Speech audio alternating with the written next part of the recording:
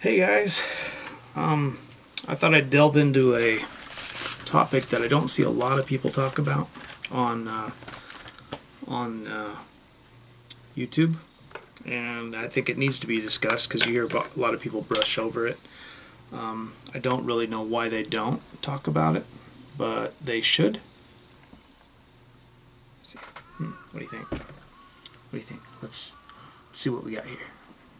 With that, a little better. Yeah, my balding head.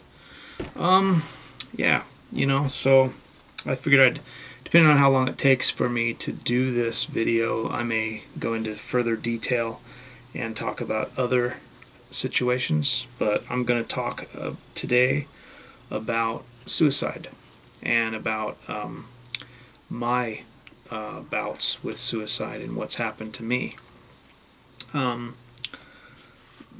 I won't go into details with the ones when I was younger. I'll just go into the ones, since we're talking on MGTOW subjects. I'll go into the ones that have to do with women and life events. Basically, the last four that I've had happen. Let's see. I'll try to do them kind of quickly so that video doesn't last really long, just to kind of give you an idea of where I was at in my life. I was, let's see, the first time I was with my first Japanese wife. It was shortly after the stuff started happening with me having problems with my having problems with my my internet connection just went to flight mode instead of Wi-Fi. There we go, because I put the camera up on the computer. Okay. Yeah, so I was with my wife, and things that happened with my kids, where I was not seeing them anymore, and things was happening where my ex-wife would, or my wife I should say, would throw my stuff out on a balcony that we had that was behind our house. We had what's like in Japan kind of a shotgun apartment house, kind of like we lived in a place where it was parking underneath. It was just one floor, and there was like, I think there was 4 or 5 like apartments just in a row, and then there was like a roof where they had a place where you could hang clothes and stuff up there. And that's the first place I lived at in Japan. I lived there for about 2 years, and then we moved out of there into a house that my wife and I bought. So we were living there, and she kept destroying my stuff. She had me on kind of a short leash and wouldn't let me go out and do things without her. I didn't have any friends unless they were her friends from work, from her nursing and stuff. So she kind of tried to keep me on a short leash so that I wouldn't get out of the house. And I was, me being, transgender like I am, and also having manic depression, post-traumatic stress disorder, bipolar, all the things, I basically got very depressed. And the only things that kind of kept me happy were playing music, which she made that kind of a nightmare, and my kids, which she had taken from me and had them go stay in my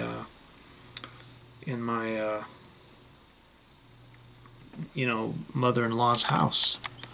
So it got to a point one day where she had said something, and I just was really had enough. I felt stuck in Japan. I didn't have a job at the time, and I was really depressed.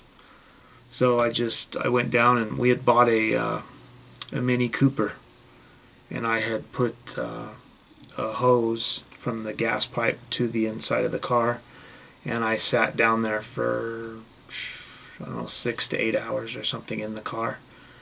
And it, because it's a Mini Cooper, it didn't kill me, but you know, that was basically the end of that story.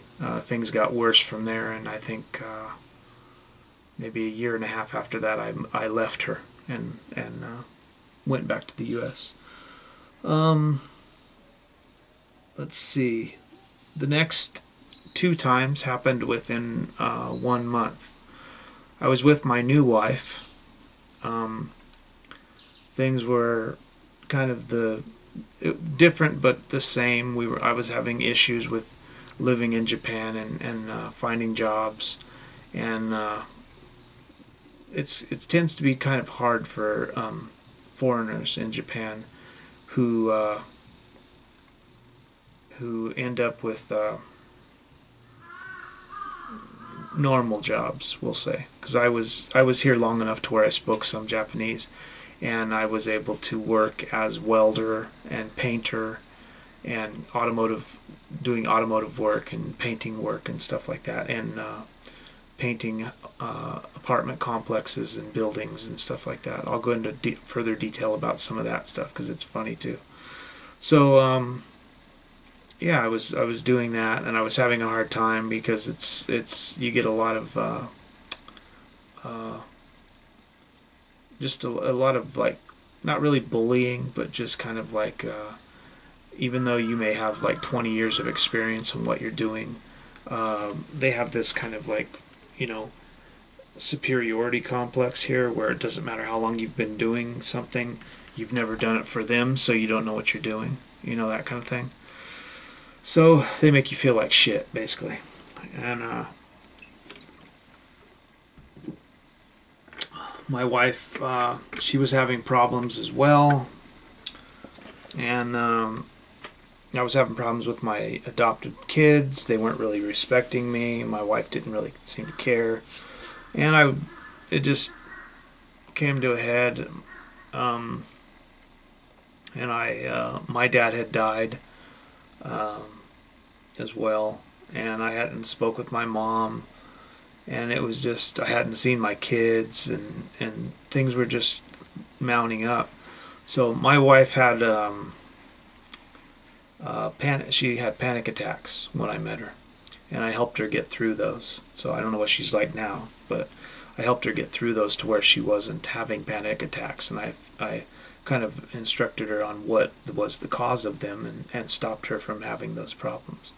But she had a box full of, like, really strong panic attack medications, and she told me about this one that she had that was one that if you take too many of them, your heart stops, and they're really strong.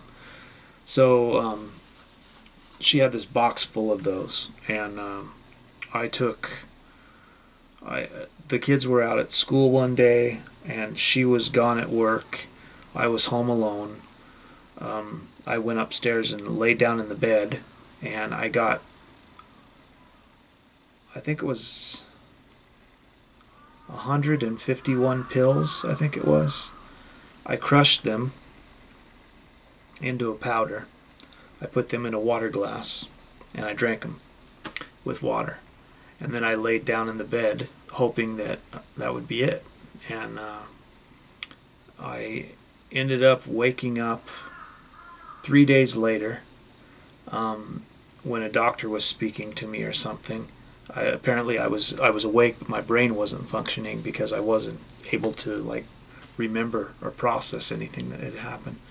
So I didn't actually. The first thing I remembered was like 3 days later when somebody was speaking to me, and I was in the hospital.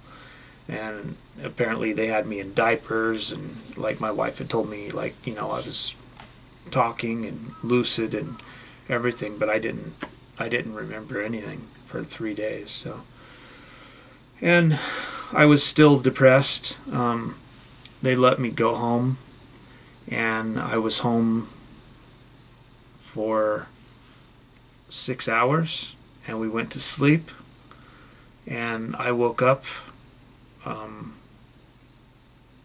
6 hours later, maybe, and took some more pills, another 51 or something that she had had. So my wife had figured out I did it again, and she had to take me to the hospital, and I ended up getting my stomach pumped or something. I don't remember what it was, but it was just something like that. And then that was the last time I did that, and it was I think a year and a half later or something like that, and I left Japan to go back to the U.S. So while I was in the U.S., I thought I was going to be able to bring my wife, to America and have all kinds of fun. And I thought it'd be great. We'd live there and we'd have a great life, and I'd have jobs, and everything would be going great. But as I said before, I didn't realize that we had a problem going on in the U.S.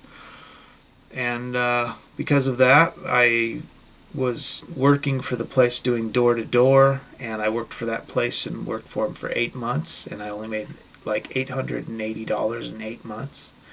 And I ended up living in an apartment with 4 other people, and one of them was the owner, and one of them was the owner's friend, and he was like a meth head, and it was just a horrible environment. But that was towards the end. This was in the beginning. I had a Steve Vai Ibanez Jim guitar that I had bought, that I have some videos of if you look on my page, back when I was in Japan. I had bought it in November. I left for America in February, and by June of that next year, I'd already lost it in pawn because I couldn't pay for it. So I was just, I thought I was going to lose my home because I wasn't making any money, and I did lose my home and eventually had to move out into an apartment with the owner of the company that I was working for. So I really felt like everything was stacked against me, and I wasn't going to get anywhere in life. And it's kind of been like that most of my life, to where I have ideas for things I want to do, and everybody else is doing them, and I'm left here with worrying, like having this, maybe even the same equipment, and not being able to pull off what the other people can do. So I just felt like I didn't know what I could do, and I ended up going to a Walgreens that was right by my house, and I bought 4 boxes of sleeping pills, and I took, I think,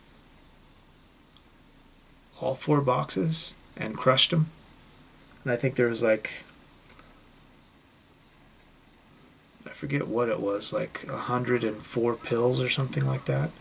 I didn't crush them this time. I actually took them, and I didn't have any friends. That's So if something would have happened, I would have been in my home, and nobody besides maybe the apartment rent place might have came by. I didn't have any friends. I'd been in Japan for a long time. I hadn't actually literally lived in Denver at the time since 2000, so I didn't know anybody in Denver. So yeah, I ended up puking, and it was really weird. When I took those, I woke up and I already knew. I was cognitive enough to know that it was all fake, but I woke up, and I had these hallucinations where there was bugs all over the bed. It was really weird, and I was squashing them, and there was like spiders and cockroaches and all this stuff all over my bed. When I woke up, it was really weird. I pulled the covers back, and there was just bugs everywhere. It was really strange. And then I was still coming down off of the drugs for the next 2 days, and I ended up with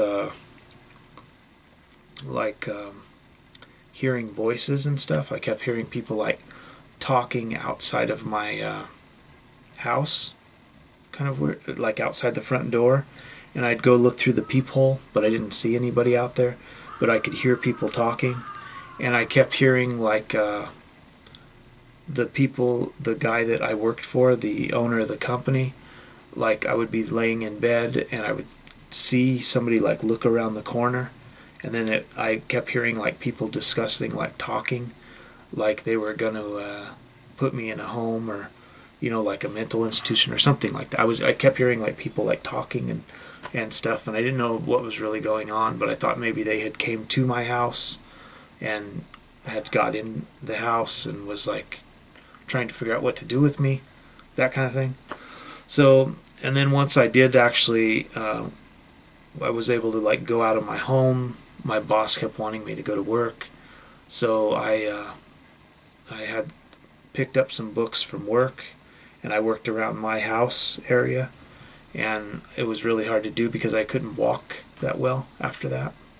I was having a hard time, like almost fainting, that kind of thing. And then later on, I moved in with my boss in the apartment with 4 other people. So that's basically my 3 stories, or 4 stories of my suicide attempts, of what I done. When I was younger, as a child, I actually ended up in a couple of facilities as a child from being very into self-harm and stuff like that. I have some cuts on my wrist and here where I actually did some cutting. Like this one here, I was all the way down to the bone. So I have that's why I put the tattoo over it, because you can actually see where it goes in. I don't know if you can see that. You can actually see how deep it goes in, and it went all the way to the bone, all the way up to about here. So I have a cut like that. This one here, I was trying to cut into the vein, so I would bleed out, and then I cut myself here, and then I have some cuts here, and I have cuts all over. So yeah, those are from when I was younger and a child and stuff like that. But those are also from manic depression and transgender issues and stuff. But yeah, I figured I brought that up. See, I didn't see many videos on the net of people talking about suicide and things like that. There's all the people that talk about trigger warnings and all that stuff. I don't really give a shit about any of that. I'm just telling people what happened to me. People seem to like on the net when you're honest, and you're honest about your life and what you've been through, and gives kind of people into they get to kind of view your life and what you've been through in life. So this is my life and what I've been through, and I just keep telling stories. So I'll go into more detail if anybody wants, but that's basically the stories of my suicide. If you like this video, share, like, and subscribe if you're not already subscribed. Remember that at 5,000 subs, I'm going to be giving away guitar, signed guitar, with some music theory stuff that I'll give away with it as well. That'll go in the case or in the box, And if you want to make money on your channel, you should go to the FilmStudios TV. It's in my description below, where you can make money on your videos, and that's kind of cool to do. I've been making money on my videos now for about 2 months. After 8 years of not making any money, it's kind of nice. And yeah, share, like, and subscribe. Have a nice day.